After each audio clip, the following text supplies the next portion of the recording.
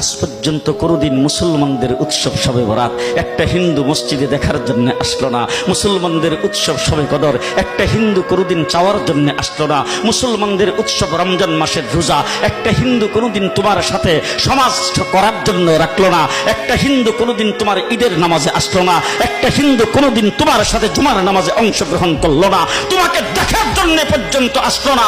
তার কারণ হলো হিন্দুরা মনে করে এটা মুসলমানের উৎসব, আর তুমি মুসলমান হইয়া হিন্দুর দুর্গা পূজায় কিভাবে গেলা? তোমার কি হয়ে গেল? তোমার কি লজ্জা শরম তুমি ধুয়ে ফেলে দিয়েছো? তোমার কি কোনো লজ্জা শরম নাই? লজ্জা শরম নাই? আবার কি সুন্দর বলতেছ, ধর্ম যার যার উৎসব সবাই। হাই হাই হাই, ও মুসলমান যুবকেরা ভালো করে শোনো, ধর্ম যার যার উৎসব সবার, তাইলে বিয়া যার যার বউ তো সবার। জি, বিয়ে যার যার বউ সবার, পুষ্কুনি